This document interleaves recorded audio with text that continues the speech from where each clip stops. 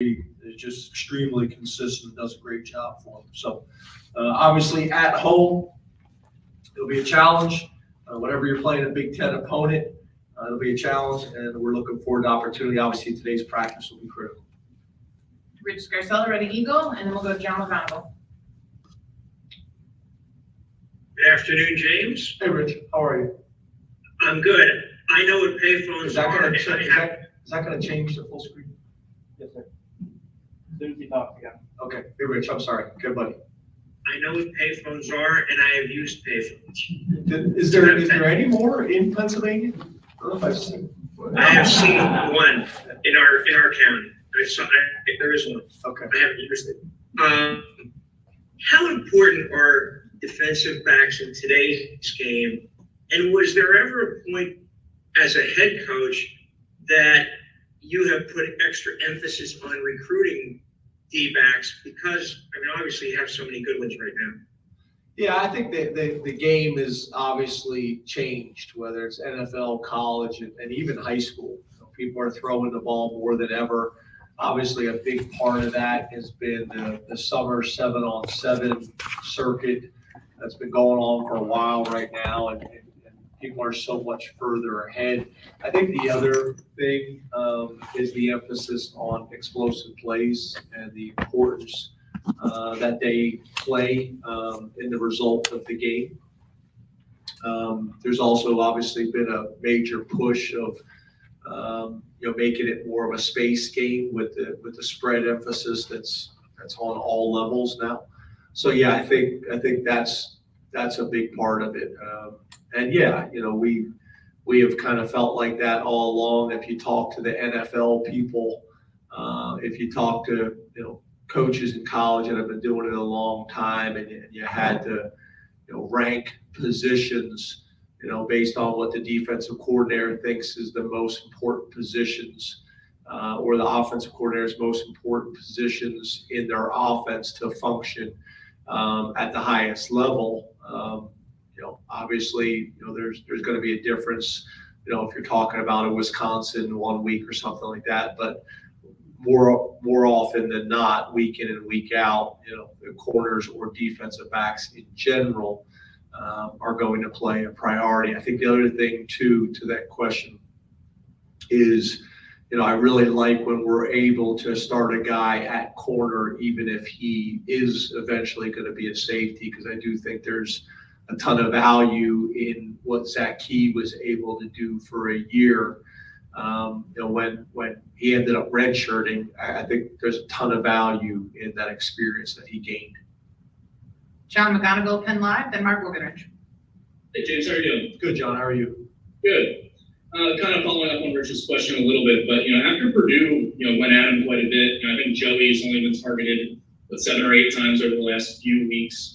What does it do for a defense to have a guy that teams will look at and say, we should probably throw the other way? Yeah, and there's some examples, and again, I know you guys study the game differently than the average fan, but there's some examples that we show the team and we show the defense of really Joey just eliminating a guy, in a play that he's not even an option for the quarterback. So yeah, I think there's a ton of value in that. Schematically, there's a ton of value in that. There's a ton of value in that as a defensive coordinator. It may be what you are able to do, maybe to stop the run, that if you didn't have the confidence in the corners, that maybe you were limited in. So those things, I think where we're a little bit different this year is we have size, speed, and experience, where sometimes you may have a combination of those traits, but not all of them. So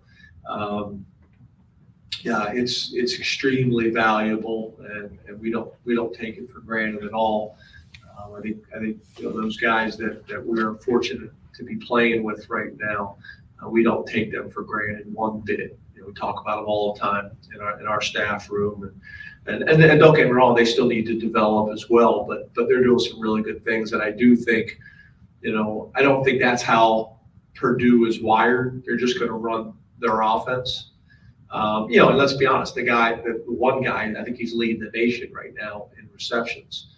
But I think more times than not, people are going to say, look, if everything's even, we'd like to go away from this guy or whatever it may be. Mark Wogenrich, all Penn State, then Frank Bodani. Hi, James. How we doing? Good, thanks. That was an You aggressive. discussed- That was an aggressive No, hello. sorry, it might just be audio. No, too. I like it. It came in hot. Medium.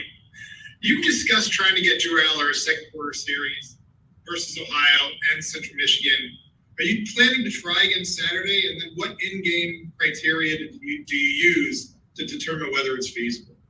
Yeah, we want to try to get, we have a very similar discussion about how we're going to rotate, Hunter Nourzad in and how we're going to rotate Effner in.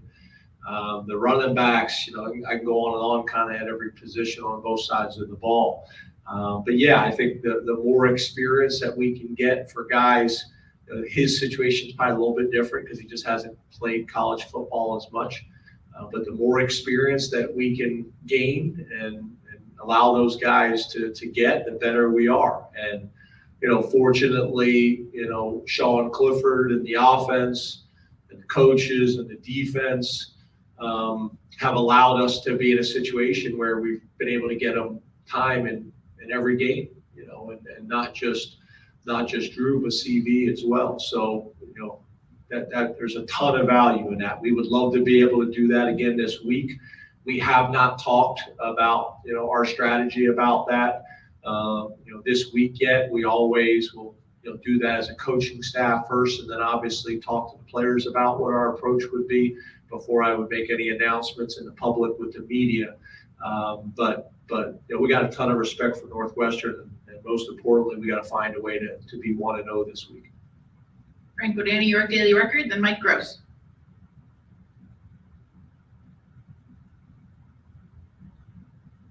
Frankie. Frank. Can you hear me? Now we can. There you go. Awesome. Technology, beautiful. Kalen King, can you talk about what level he's at now? Now, you didn't come in hot like the last guy, but you're very close to the camera. There you are. There you are. Okay, I didn't hear the question. I'm just messing with you. This is a rough day. You lean right back in. Just say no. You go back in. Lean right back in. You can do what you want. I'm just messing with you. That's all right. Kalen King, what level, can you talk about the level of play he's been progressing at this year? And also, is there another step for these guys? I mean, you have a ton of talent that's showing out, 41 pass breakups, but. Yeah, I think Johnny Dixon's the other guy. I thought the interception he had on Saturday was big time. I think really all three of those guys are playing at a really high level. And then you talk about, obviously everybody's talking about Joey Porter, and rightfully so. We should be, but you talk about Joey Porter. We got a ton of respect for Marquise Wilson as well. He continues to grow. I mean, that's four guys that we got a ton of respect for. And then Hardy, Hardy's a guy that's quietly had a really good career, really since arriving on campus. So, that's a room that we take a lot of confidence in and that we take a lot of pride in. I know Terry's done obviously a really good job of recruiting those guys and developing those guys both on and off the field. So it's cool to see, it's cool to see. And, like we talked about before, when you talk about all the positions at Penn State with great history and tradition, and corner is one of them. But, when you look at kind of the list of whether it's all conference or all Americans or NFL, that list, wasn't maybe as robust as maybe some of the other lists. And I think Terry, obviously being a Penn Stater and taking tremendous pride in, where he's at and who he represents and how he goes about his business, has done a phenomenal job. And obviously, Coach Poindexter's come in with his experiences as well and helped. One of the things I think they do a really good job of is, we make sure that at least one day a week, if not more, we watch film together. those guys have got to be on the same page with how they're seeing things, how they're communicating. We had one play on Saturday where there was a little bit of kind of a discussion between a nickel and a Sam about how we were going to play something. And at the end of the day, it's not necessarily who's right. It's about us all being on the same page and playing it out. But I'm glad that those guys are getting the recognition. We talk all the time with team success comes individual recognition, and those guys have earned it. They've worked very hard. Great battles at practice every single day. Iron sharpens iron when we talk about our development of our wide receivers as well as our defensive backs and tight ends. It's been pretty cool to see. It's pretty fun out there to practice, watching those guys get after it and compete and challenge one another. And it goes both ways. There's some days where the offense gets the best of the defense. There's some days where the defense gets the best of the offense. We do competitive drills to start practice every single day. I think it's been really good for our guys to be prepared for what the speed of the game is going to be like and what the competition level will be. So, been good. Mike Gross, Lancaster Newspapers, then Donnie Collins. Good afternoon, James. How are you? Good, Mike. Is it just? I'm trying to combine the best of Bodani and Wokenbridge. Yeah. Okay. Which has kind of been a lifelong goal of mine. Anyway, Smith Vilbert started the bowl game last year and seemed to have a really good game. Has not been in uniform, I don't think, this year. And I assumed that there was an injury involved there or whatever, and now he's on the scout team. So I hope I haven't missed something here, but could you clarify where he's at? Yeah, just not available. I'd like to sit down with Smith and make sure that me and him are on the same page. Again, like we talk about all the time, whatever it may be, whether it's injuries or whatever it may be, I don't like to make announcements here publicly before we have spoke, so we're all on the same page. I got a ton of respect for all the players in our program, and I want to be respectful of their situations, whether it's personal, whether it's professional, whether it's academic, whatever it may be. I want to be respectful of those things, and I'm really proud that Smith Vilbert's a part of our program, and I'll leave it at that for right now. But I will follow back up with you guys now that it's specifically been asked. Donnie Collins, Scranton Times Tribune, and then Corey Geiger. How you doing, James? Hey, buddy, how are you? Doing well. Arguable in some circles, I guess, but you had the best punter in the country last year, and now you have a guy who's angling toward being among the best punters in the country this year, and they both came out of the transfer portal.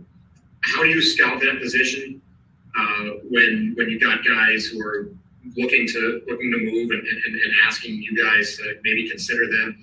And how did you guys go about getting Barney?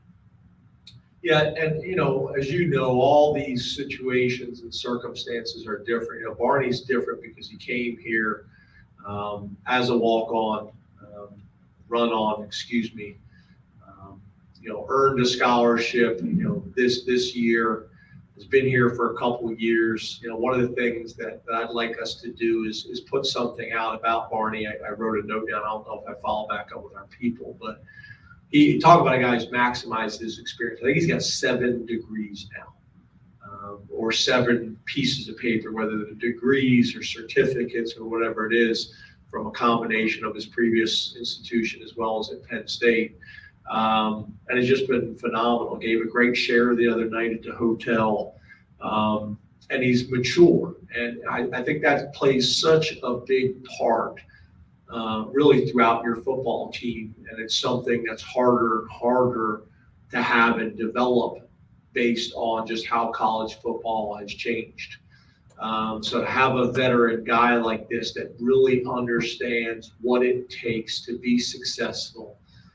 Barney is very talented, and I don't want this to come off the wrong way because I can say this for a lot of guys. I don't know if he's the most talented guy in the country, but it's not about just talent. It's about production, and it's about your routine and how you go about your business and consistency.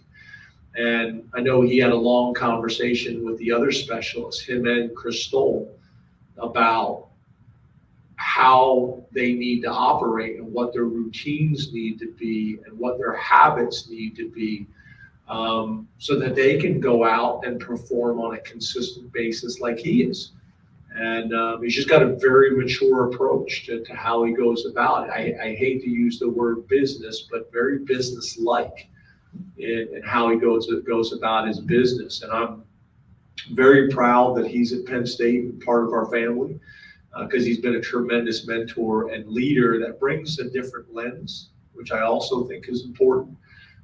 He's been great, but for us, his situation is a little bit different, right? With Jordan, I think when we looked at him, when he became available, I think he was way up there in the country in kickoffs, in ranking of doing that. And he was a walk-on at his previous institution. And between, looking at the numbers that he produced in games, and then, obviously you got these kicking gurus all over the country, that specialize in different things. They help as well. Not in the recruiting, but, being able to evaluate them and find out, what they think of guys, whether they're in high school or the transfer portal. There's value in that, no different than talking to high school coaches. So, we take a pretty active approach in recruiting our specialists. We're in a much different position now than we were when I first got here in terms of depth. We'd love to be in a position where, like at every other position, you got a starter, you got a backup that you feel like you can win with, and you have a third team guy that is an exciting young player who's developing for when his opportunity comes. And we have a similar, situation right now with really all three of our specialists. Now, obviously, the next part of your question, if you had the opportunity to do a second question, is we got to be better in kickoff and we got to be better in field goal. That's coaching, that's protection, that's production, in those units as well. But Barney and Jordan Stout, obviously, back to back, knock on wood, have done well so far. Corey Geyer, DK Pittsburgh Sports, then we'll open it up to questions here in the room. Hey, Corey. James, beer sales coming to Beaver Stadium, which is a big deal for a lot of people. From your perspective as the football coach, what are the benefits of that decision by Penn State? And did you have any input in the discussions at all? On the record or off the record, are you asking me this question?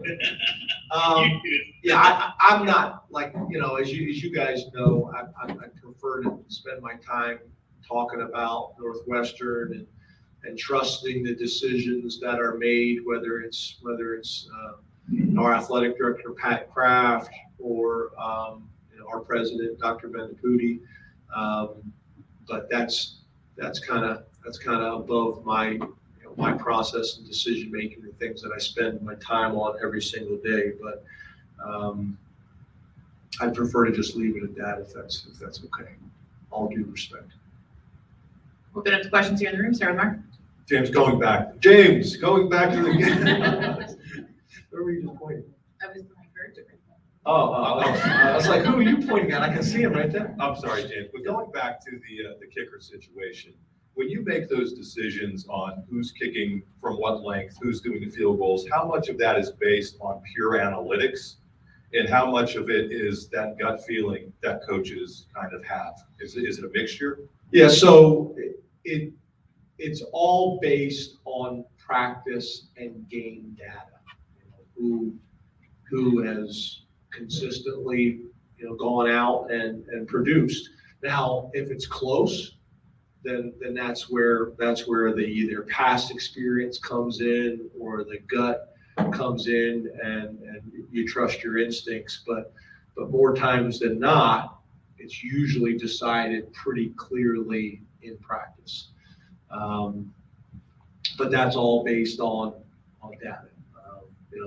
You talk about all camp, all the kicks that they take during practice, and then all the kicks that they take, in a pressure environment at the end of practice that, them making it, or missing it would dictate the team running and things like that.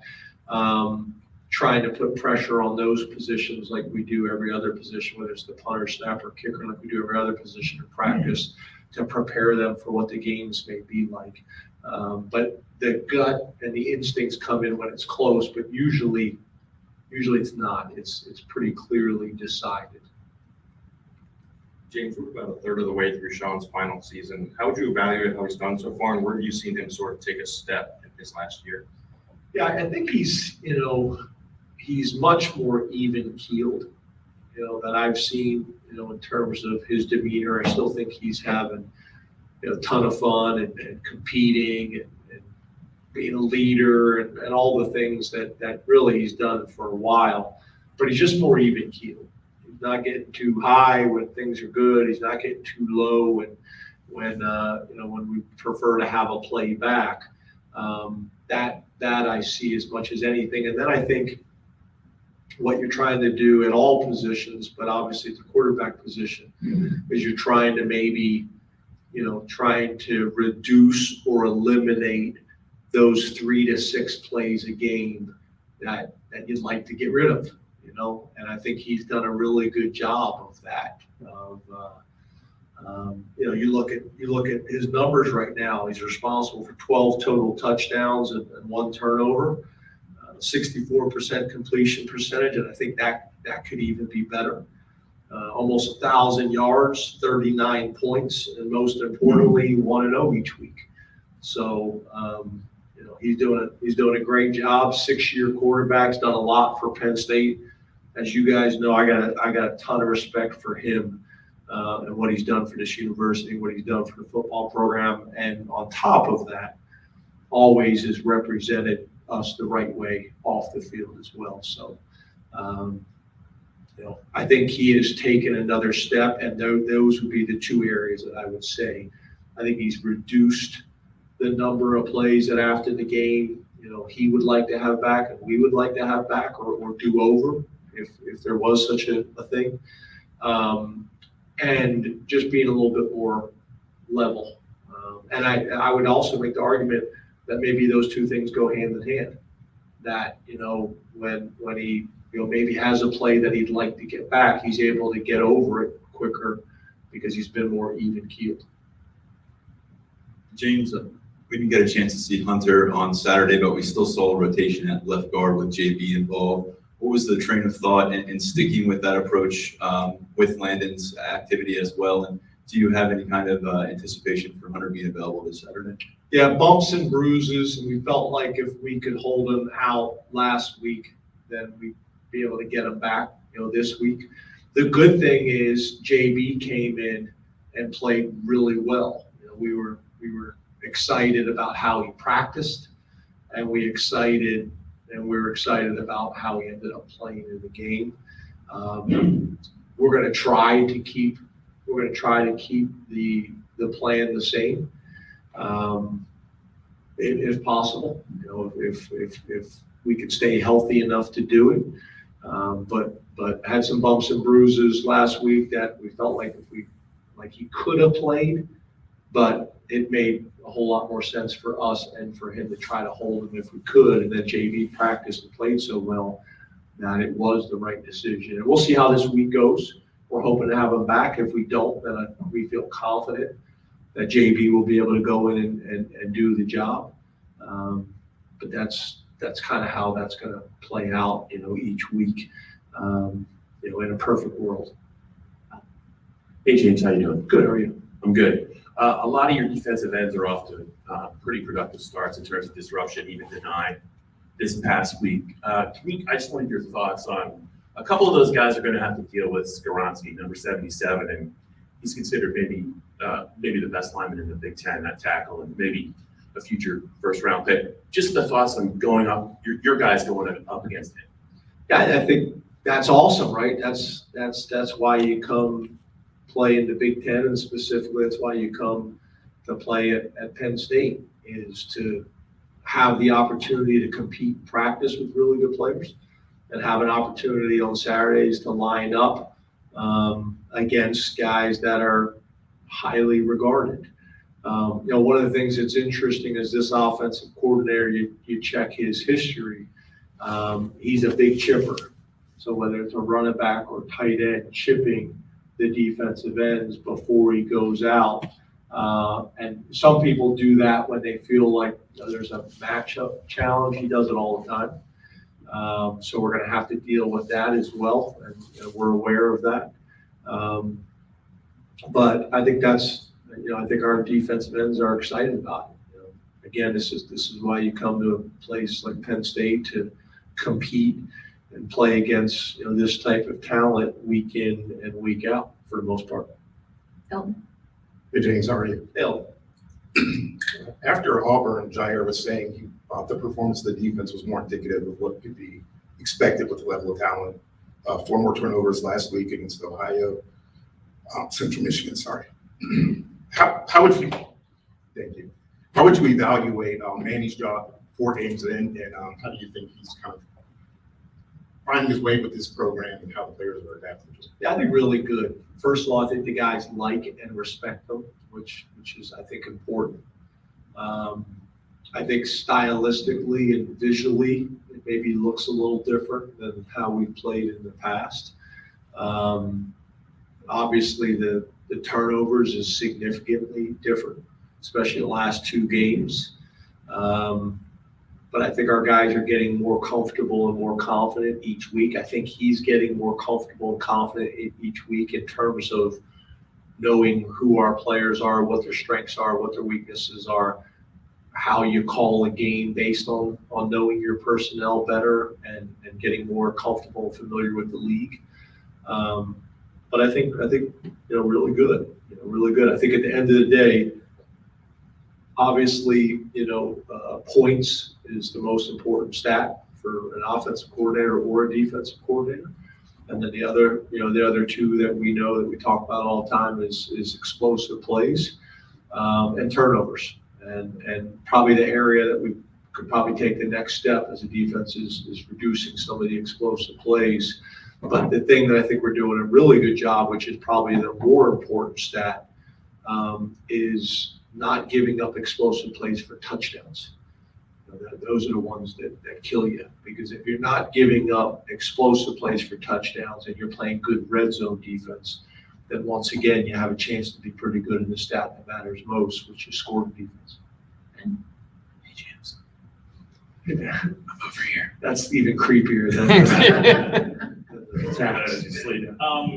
you have historically been, you said, we see it every week, that teams will blow a lead. You don't want to take guys out, and that has held true for the most part. I would say outside of Purdue, Drew has gotten in maybe earlier than historically you might have made that change with Tommy or Will, and a lot of that has to do with a lot of different things.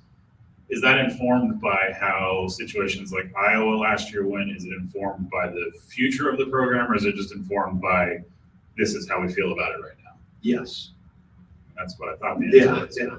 So, I think it's a combination of the things. I think your point is a good one. Like, people have asked me, well, you wanted to get him in the second quarter. It didn't happen.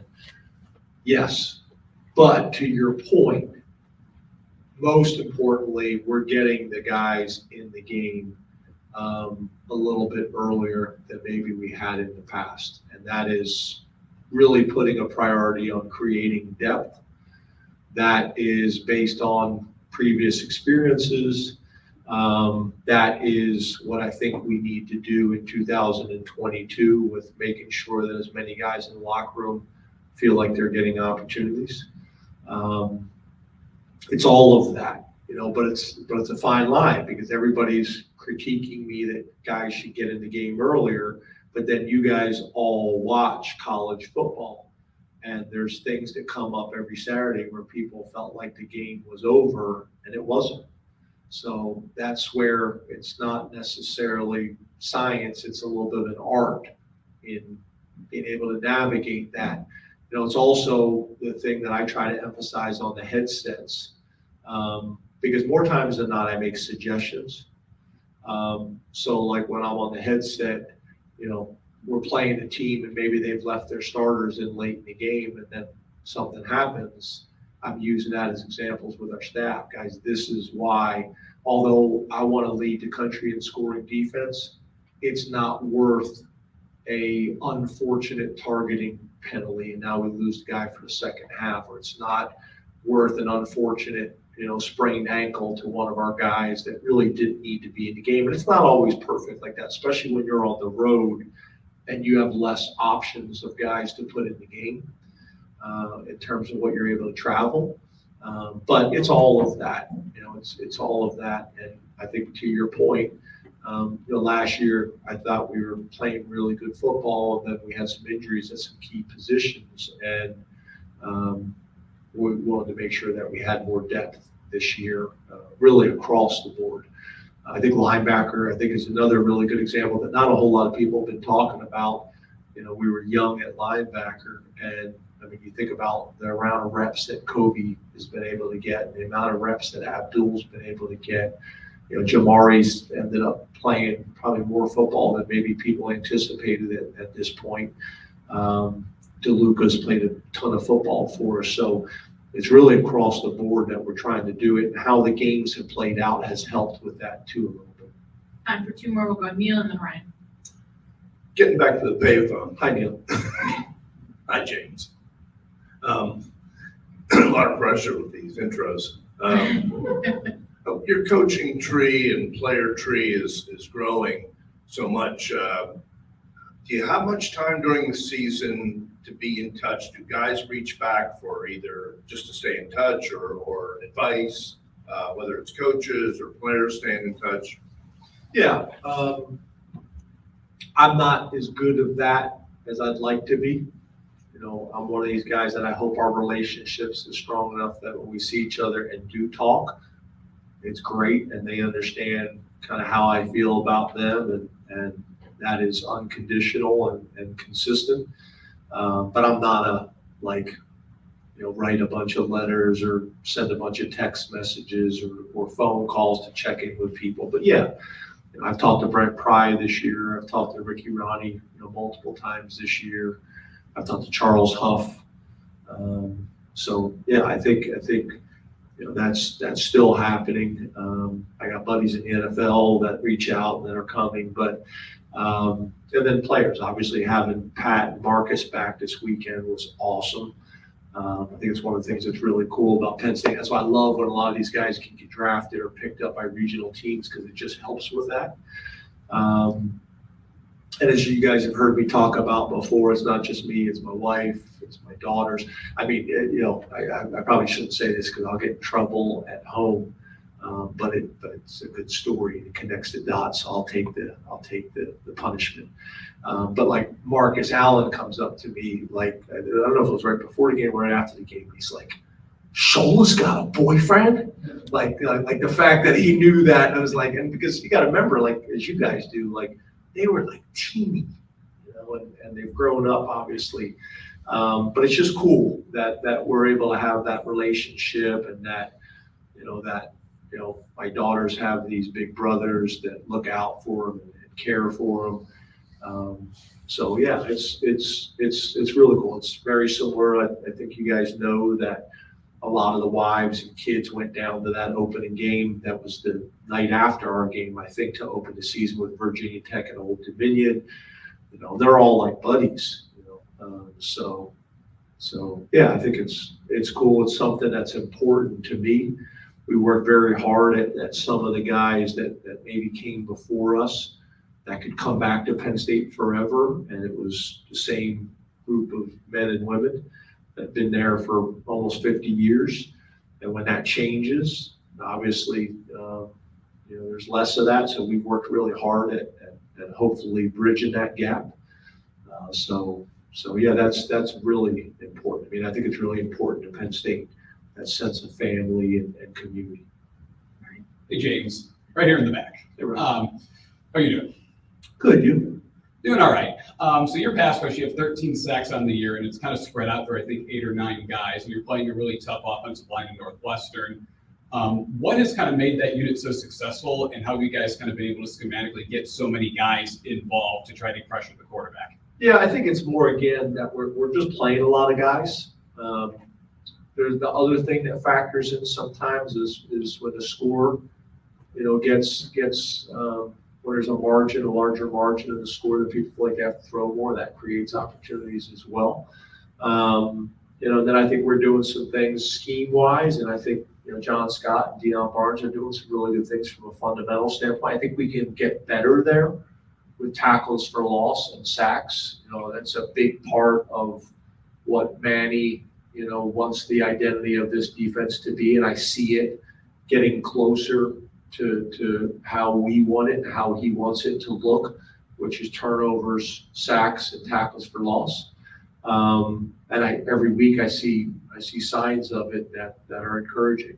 We got to continue to build on. It's also cool when it's unusual to be playing some young players like true freshmen, like Zane Durant, Denia, that are playing as true freshmen, which is somewhat unusual on the defensive line, specifically at D tackle.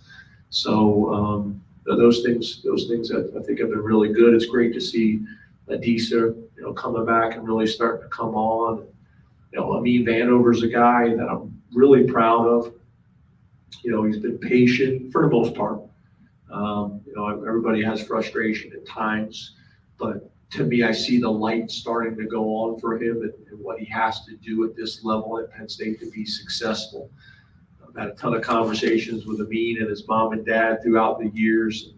I called Mom the other night, and she wanted to know why I was calling, and it was praising her son for really what he's doing.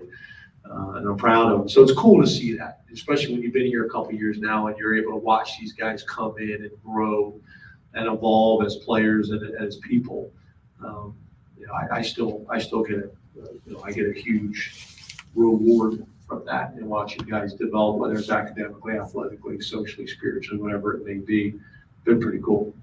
Thank you, Coach. Thanks, everybody. Thanks.